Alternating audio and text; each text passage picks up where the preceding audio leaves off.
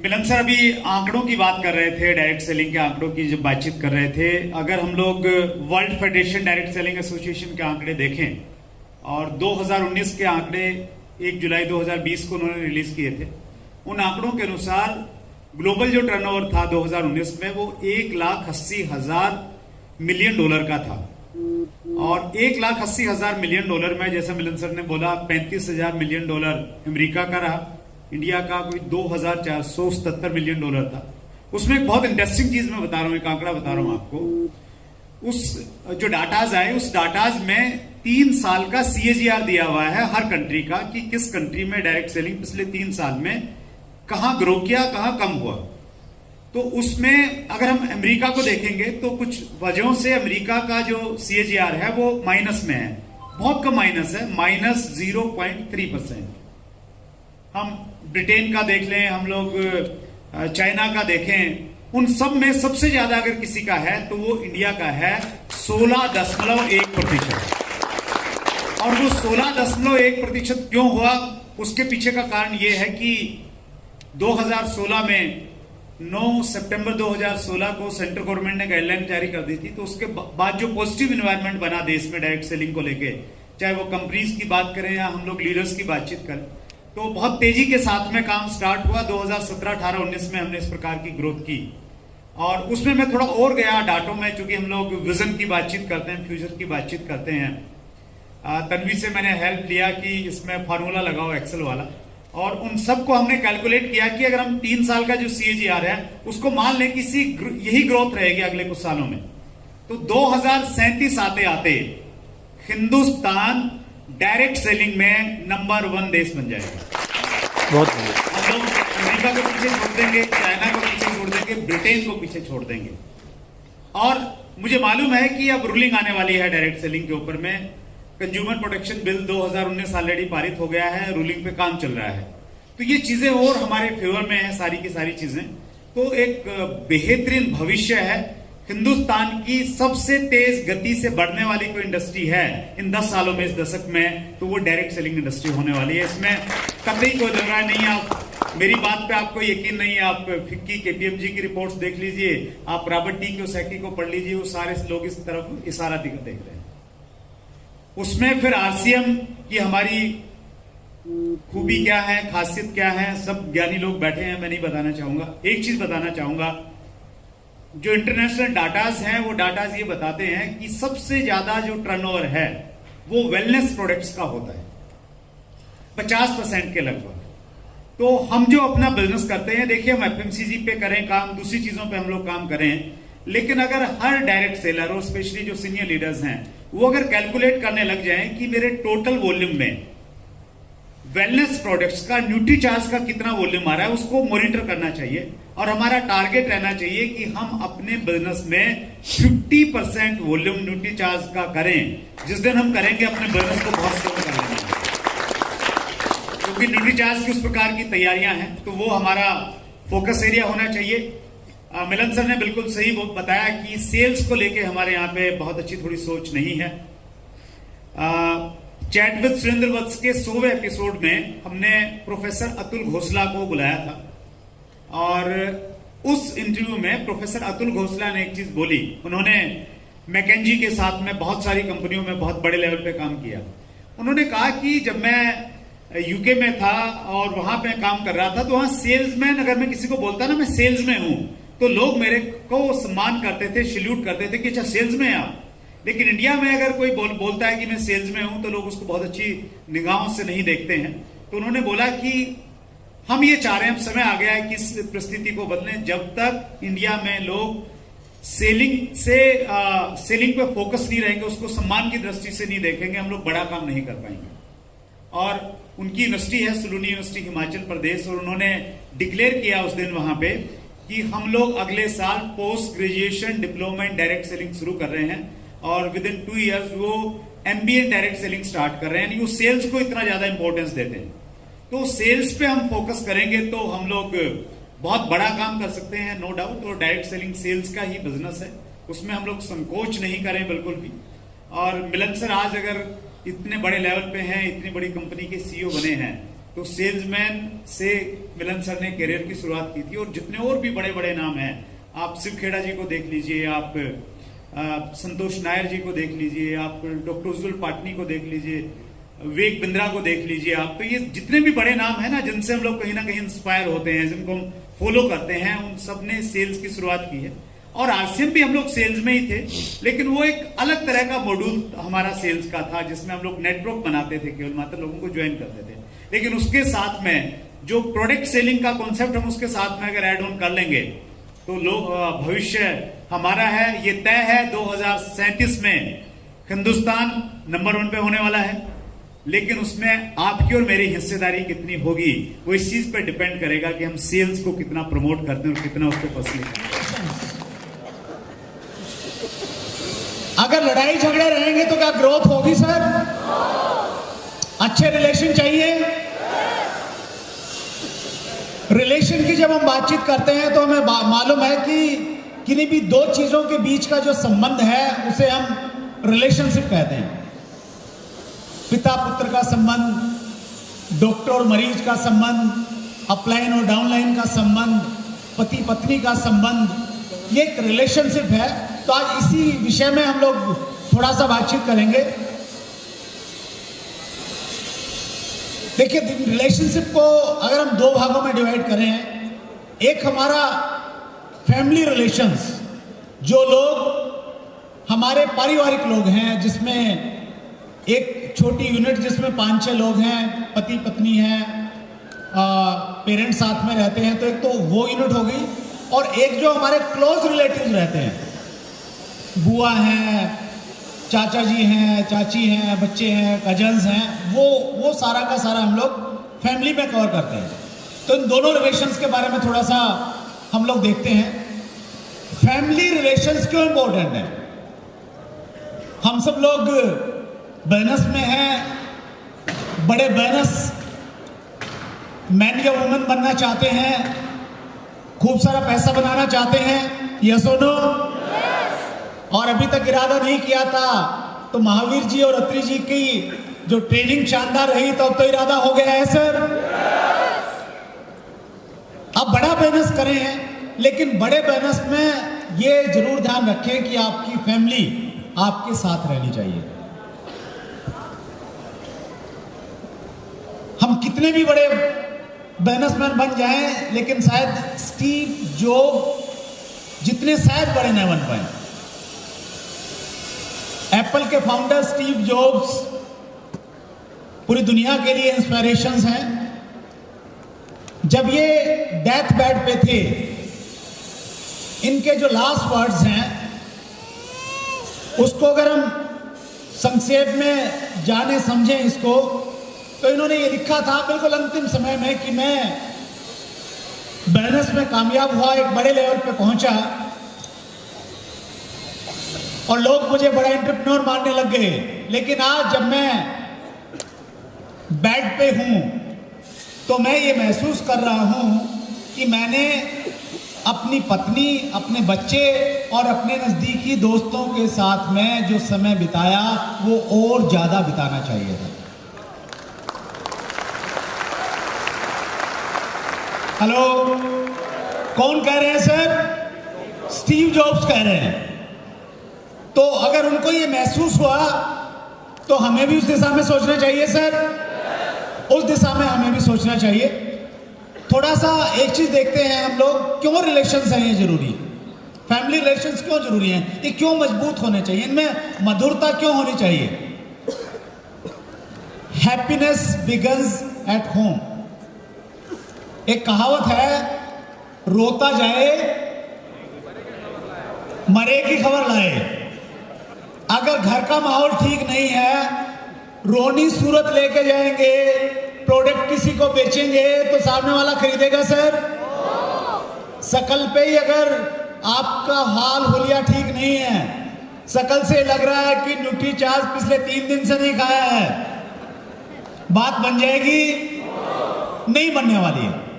तो वो अच्छी शकल, अच्छी सूरत कब पैदा होगी? तब होगी जब घर में कैसा माहौल होगा सर? अच्छा माहौल होगा, एक अच्छी एनवायरनमेंट होगी। तो इसीलिए ये इम्पोर्टेंट है कि आपके अपने घर का माहौल हमें पहले सुधारना है, उसे थोड़ा पॉजिटिव एनर्जेटिक माहौल हमने बनाना है। In hard times family supports you. जब जीवन का सबसे कठिनतम समय हमारे पास में आएगा, उस समय सबसे ज्यादा आपके नजदीक कोई होगी तो वो आपकी फैमिली होने वाली है। शायद हमारे नजदीकी दोस्त नहीं आए जिनके साथ आज हम बहुत टाइम व्यतीत कर रहे हैं, शायद वो भी नहीं आए। मैं उस टाइम की बातचीत कर रहा हूं कि आप हॉस्पिटलाइज हो गए, डॉक्टर ने कहा कि 3 महीने रहना ही पड़ेगा। उस समय आपकी पत्नी, आपके बच्चे, आपके पेरेंट्स, आपकी बहन, वही लोग आपके साथ में रहने वाले हैं। Right sir? तो उसकी कदर करना शुरू कीजिए। भगवान न करें कि ऐसी सिचुएशन आपके सामने आए, उसकी कदर कीजिए आज से ही। और तीसरा इंपॉर्टेंट पॉइंट है, ये आप अपने आप से प्रश्न पूछिए कि हम अपनी जिंदगी का, माना आप 100 साल तक जीने वाले हैं, उन 100 सालों में सबसे ज्यादा समय किसके साथ बिताएंगे? फ्रेंड्स के साथ बिताएंगे क्या? बॉस के साथ बिताएंगे क्या? अपलाइन के साथ बिताएंगे क्या? सबसे ज्यादा टाइम आपका, अगर वर्किंग आवर्स आपके 10 घंटे भी हैं तो 14 घंटे कहां पे देने वाले हैं? आप घर पे देने वाले हैं, फैमिली पे देने वाले हैं। तो आपका मैक्सिमम टाइम आपके घर पे जाने वाला है और वहीं पे माहौल सबसे अच्छा करने की जरूरत है। सबसे पहले आपके अपलाइन से रिलेशन बहुत अच्छे हैं, बड़ी अच्छी बात है। डाउनलाइन आपको बहुत अच्छा मानती है, बहुत अच्छी बात है। लेकिन अगर पत्नी आप हैं तो आरसीएम बैनर्स के सफायर और डायमंड, और पत्नी आपको रॉयल्टी चीवर नहीं मानते हैं, तो फिर कोई फायदा नहीं है सर। तो वहां पहले डायमंड बनना जरूरी है सर। अब बात करते हैं कि ये बना कैसे जाए, लेकिन उससे जरूरी ये है कि आपकी चाहत होनी चाहिए वैसा बनने की। कितने लोगों की चाहत है? पक्का? एक बार तालियां बजा के दिखाएंगे कि आप वास्तव में चाहते हैं कि आपके ये फैमिली वाला जो पार्ट है ये बहुत मजबूत हो जाए।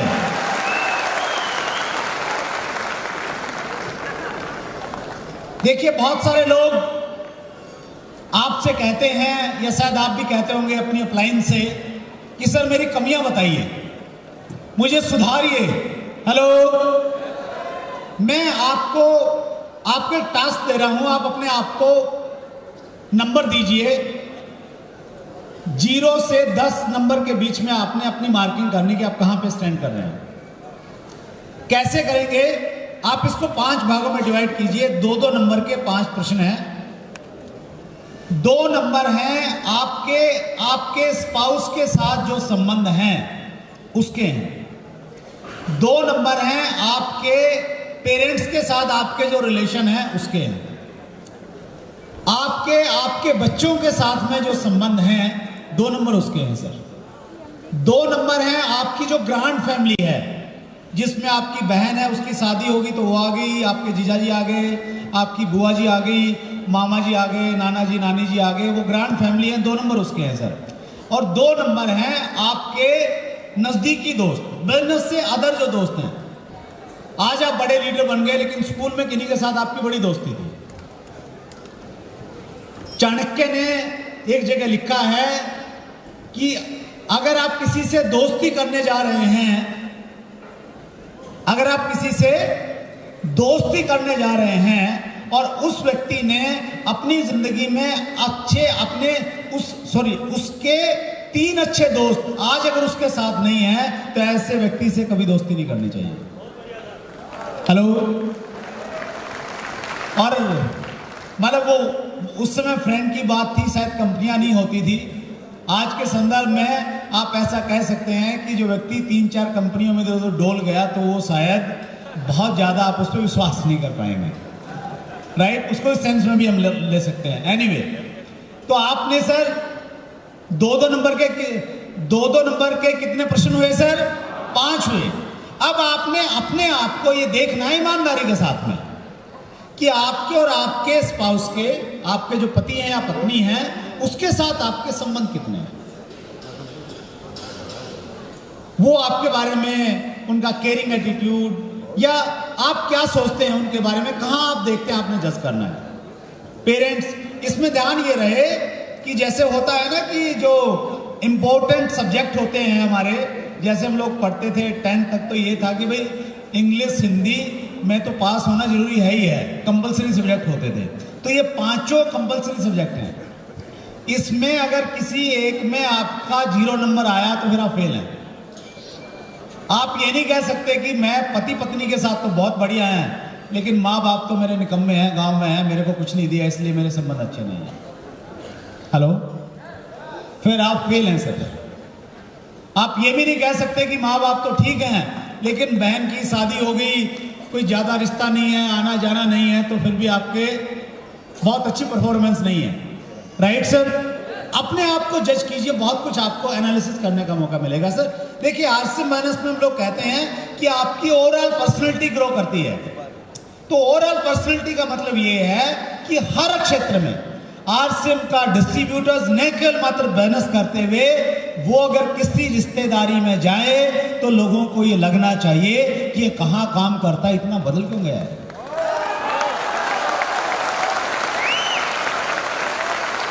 आप अगर भैया दूज पे बहन के यहाँ जा रहे हैं तो बहन को लगना चाहिए कि भाई में तो बदलाव आ गया, क्या हो गया इसको।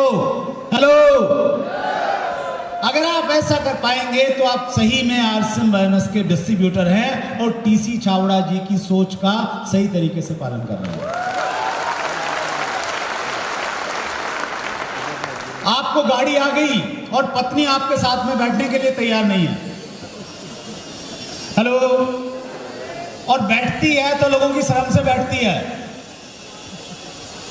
फायदा है सर उसका कुछ नहीं है। तो यहां पे इंपॉर्टेंट ये है कि इन संबंधों को, इन चीजों को भी आप बैलेंस करके चलिए। Resolve your conflict as soon as possible. जब हम साथ में रहेंगे तो ऐसा नहीं कि हमेशा प्यार के नगमे ही चलेंगे, कुछ छोटी मोटी खटपट तो होनी चाहिए ना सर, तभी मजा है जिंदगी का। जैसे गुड डॉट के जो हमारे प्रोडक्ट आते हैं तो उसमें कॉम्बिनेशन होता है, नमक भी है, मिर्ची भी है, मसाला भी है थोड़ा सा, तभी वो अच्छा लगता है। तो वैसे ही जिंदगी है, वैसे ही संबंध हैं, उनमें कॉन्फ्लिक्ट आएंगे, कुछ प्रॉब्लम्स होगी, कुछ इश्यूज हो सकते हैं, लेकिन आपने क्या करना है, उसको लंबा नहीं चलने देना है। पत्नी से अगर खटपट हो गई, आज हुई है सुबह, या तो शाम तक ठीक हो जानी चाहिए, और नहीं अगले दिन तो ठीक हो ही जानी चाहिए, ज्यादा नहीं चलनी चाहिए सर। हेलो, और मैं इस चीज से कैसे निपटता हूं, मेरी धर्मपत्नी जी साथ में बैठी हैं, सामने बैठे हैं। मैं जब भी ऐसी कोई इश्यू होता है तो मैं क्या सोचता हूं, एक डायलॉग मैं अपने अंदर बोलता हूं कि यार जिंदगी पता नहीं कितने दिन की है, इसे नाराजगी में क्यों बिताया जाए, जितने दिन जीना है हंसी खुशी से जीना चाहिए। और जैसे ही मैं ये सोचता हूँ, फिर कोई भी चीज़ है, कोई ईगो है, कोई अहंकार है, या कुछ भी चीज़ है, वो सारी की सारी चीज़ें पीछे हट जाती है, चीज़ हैवी हो जाती है। आपका कोई दोस्त है, कोई रिलेटिव है, किसी से झगड़ा हो गया, बिजनेस में किसी से कोई सही बात नहीं बनी, ज़्यादा दिमाग पे मत रखिए। कल शक्ति भाई का एक ट्रेनिंग सेशन था यहाँ पे, उन्होंने बड़ी अच्छी चीज़ कही कि दिमाग में कचरा मत रखिए, उसको निकालते जाइए। तो जब भी आपको ऐसा लगे तो आपने क्या बोलना है कि यार पता नहीं कितने दिन की जिंदगी है, खुशी के साथ में रहना। राइट सर, कहा जा सकता है यस। जितना जल्दी हो सके उसको आप सोल्व कीजिए। Do not take family for granted. हम डाउन लाइन के साथ तो बहुत केयरिंग होते हैं, और स्पेशली सेकंड लेग के साथ में। हेलो, लेकिन जब फैमिली की बात आती है तो उनके प्रति उतना केयरिंग नहीं रहते हैं। उनको हम गारंटीड ले लेते हैं कि ये तो घर के ही आदमी हैं, घर के ही लोग हैं। घर के लोग होके उन्होंने कोई अपराध किया क्या? हमें तो प्रायोरिटी देनी चाहिए क्योंकि वो घर के हैं, सबसे ज़्यादा टाइम हम उनके साथ में बिताने वाले हैं, तो उनको हमेशा प्रायोरिटी दीजिए। उनके प्रति केयरिंग रखिए, उनके प्रति ध्यान रहिए, उनसे प्यार से बातचीत कीजिए। ज़्यादातर प्रॉब्लम पता कहाँ पे हैं? घरों में ज़्यादातर प्रॉब्लम है, पत्नी को दिक्कत ये है कि ये मेरे से तो तू तोड़ा करके बात करता है और फोन पे लोगों से बड़े प्यार से बात करता है। Hello, yes sir. तो ऐसा क्यों हो रहा है? ऐसा इसलिए हो रहा है क्योंकि हम उनको गारंटी ले रहे हैं, हमें मान रहे हैं तो अपने ही लोग हैं, ये नाराज कहाँ होके जाने वाले हैं। डाउन लाइन की तो दिक्कत है कि प्यार से नहीं बोलेंगे, भाग जाएगी। अब कानून लचीला हो गया सर पति पत्नी के संबंधों में भी, ध्यान रखिएगा। अब समय बदल रहा है, अब वो नहीं रहा कि 7 फेरे ले लिए तो 7 जन्म का लाइसेंस मिल गया। Right sir? अगर हम वेस्टर्न कंट्रीज की सारी चीजें अपना रहे हैं तो ये भी धीरे धीरे असर करेगी हमारे समाज पर, तो थोड़ा और ज्यादा अच्छे संबंध रखने की जरूरत है। कितने लोग मानते हैं? Thank you very much. चलो मैं थोड़ा थोड़ा आगे बढ़ाता हूं, थोड़ा सा शायद लंबा हो जाएगा। अब हम दूसरे संबंधों की बात करते हैं, बिजनेस रिलेशंस। फैमिली अगर ठीक है, अब इसका मतलब ये भी नहीं है कि भाई फैमिली में भी ये करना है, फोन किया जाए, अपलाइन फोन करे, कहाँ है, बोले जी घर पे हूं, पत्नी की सेवा कर रहा हूं, बच्चे को स्कूल छोड़ के आया हूं, स्कूल से लेके आना, बस यही काम धंधा है। अभी बैलेंस बना के चलना है सर आपने। Right sir? अब बिजनेस रिलेशंस की हम बातचीत करते हैं। देखिए हमारे बिजनेस में एक रिलेशन है, रिलेशन विद अपलाइन। हम सबकी अपलाइन है या नहीं है?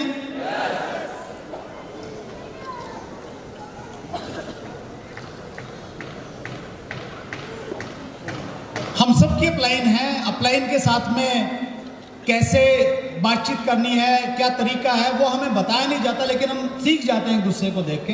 लेकिन कुछ छोटी छोटी चीज़ें हैं, चूंकि उसकी बहुत ज़्यादा ट्रेनिंग नहीं होती है, तो कुछ 1-2 पॉइंट्स हैं जो मैं इंपॉर्टेंट समझूंगा, वो मैं आपसे शेयर करूंगा। हम सब लोग ये मानते हैं कि भाई आप यहाँ पे हैं, आपके नीचे आपकी डाउनलाइन है, ऊपर जो ग्रीन डॉट आपको दिख रहे हैं आपकी अपलाइन है, और ये पूरी आपकी अपलाइन है जिसे हम LOS भी कहते हैं, लाइन ऑफ स्पॉन्सर्स भी कहते हैं। जो आपकी अपलाइन के साथ में संबंध है इस बिजनेस में, वो वैसा होना चाहिए जैसा आपका संबंध आपकी माताजी के साथ में है।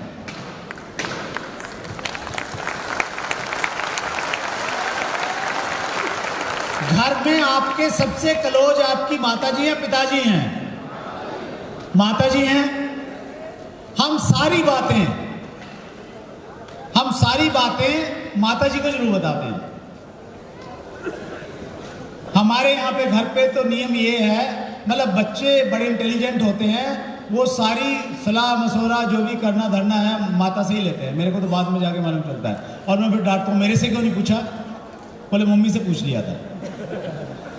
तो जिस प्रकार से माँ ममता की मूर्ति होती है, उसी प्रकार से जब आप अपलाइन हैं तो ममता की झलक आपके अंदर से दिखनी चाहिए।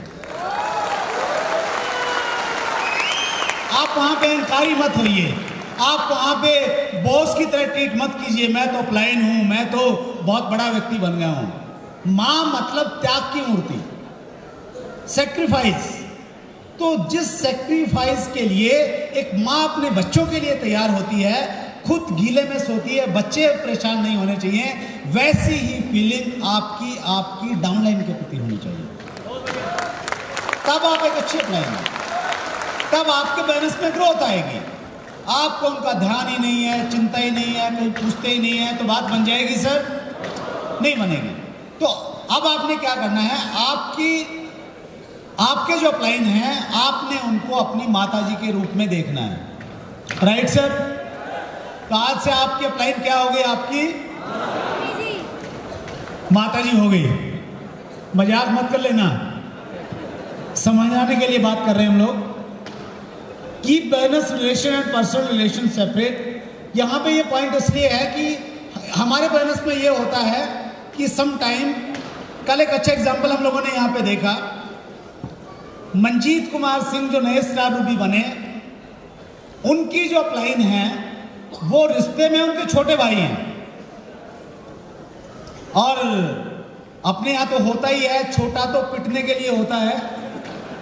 हेलो। और इसलिए होता है कि ताकि उसके पुराने कपड़े वपड़े यूज होते रहे, किताबें यूज होती रहे। राइट सर, जनरली ऐसा होता है। और जब छोटा भाई अपलाइन में आ जाए तो उसको अपलाइन मानना, गुरु की तरह मानना, उसकी डायरेक्शंस को फॉलो करना बड़ा मुश्किल का काम रहता है। लेकिन यहाँ पे चूंकि वो आपसे पहले इस बिजनेस में आया है, 10 दिन पहले ही आया, लेकिन उसका तजर्बा आपसे 10 दिन तो ज्यादा हुआ। यस और नो? तो सीनियरिटी की वजह से आप इस बिजनेस के जो रिलेशन है उनको महत्व दीजिए। कि काउंसलिंग की बात है तो फिर वहां पे आप बड़े भाई के रूप में मत जाइए, आप एक डाउनलाइन के रूप में जाइए और पूरा समर्पित होकर उनसे काउंसलिंग कीजिए, उनसे डायरेक्शन लीजिए। अगर आप बहुत एजुकेटेड हैं, कई सारी डिग्रियां आपके पास में हैं और आपके प्लान में एक व्यक्ति है जो 10वीं पास है, तो आप वहां इस अहंकार में मत रहिए कि मेरे पास तो बड़ी बड़ी डिग्रियां हैं और उम्र इतनी है कि इससे बड़े तो मेरे बच्चे हैं। बिजनेस की एजुकेशन ये कहती है कि वो जो बच्चा जिसे आप उम्र में बच्चा है लेकिन इस बिजनेस में वो आपके माँ के रूप में है, आप उसको उसी रूप में ट्रीट कीजिए।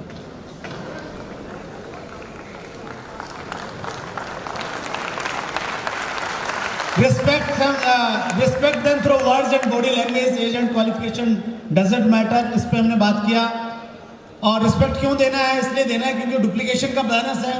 अगर हम एक दूसरे को रिस्पेक्ट नहीं देंगे, आदर सम्मान नहीं देंगे तो प्रॉब्लम आ जाएगी। यस और नो?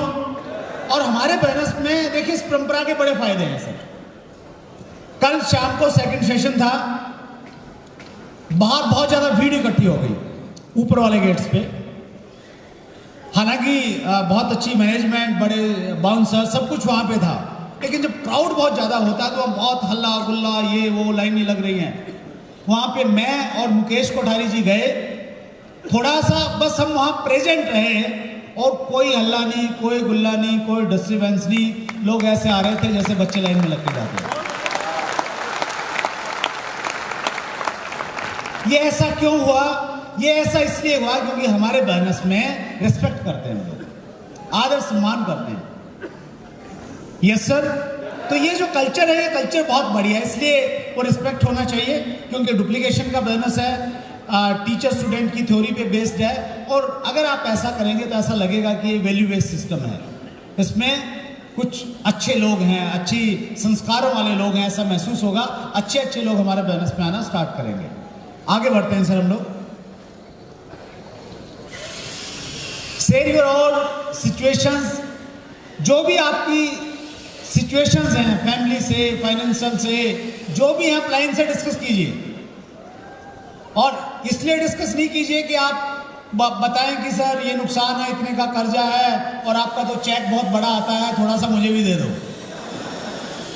इसलिए डिस्कस नहीं करनी है, क्योंकि माता से हम कुछ छुपाते नहीं हैं। उस दृष्टि में आपने उसको सब कुछ बता देना है ताकि उसी प्रकार से वो आपको गाइड करते रहे, उसी प्रकार से वो आपको डायरेक्शन देते हैं। Right sir? Share your dreams and goal, Mahavir ji ने ये टॉपिक और किया। Draw your life structure on paper. जब भी आप लाइन से मिलें, जब भी मिलें सर, आप मिलते हैं लाइन से, एक चीज का ध्यान रखें हमेशा, सबसे पहला काम क्या हो, आपका पेपर निकले, डायरी खुले, उसमें आप अपना लाइफ स्ट्रक्चर आप ड्रॉ करें कि मेरी ये टीम है, ये लोग हैं और मेरे सामने सर थोड़ा ये इश्यूज हैं, कैसे काम करना चाहिए। मार्क कीजिए उसमें कितने डायमंड क्लब हैं, कितने स्टार डायमंड क्लब हैं, कितने क्राउन क्लब कर रहे हैं, कितने लोग लीडरशिप पे हैं, कितने टेक, वो सारी चीजें जो बिजनेस में बहुत इंपॉर्टेंट है, वो एक एक चीज पेपर पे मार्क कीजिए। और आप चाह रहे हैं कि आपकी टीम में स्टार डायमंड क्लब बढ़े, कितने लोग चाहते हैं? सभी लोग चाहते हैं। न्यूट्रीचार्ज क्राउन क्लब में आना चाहते हैं?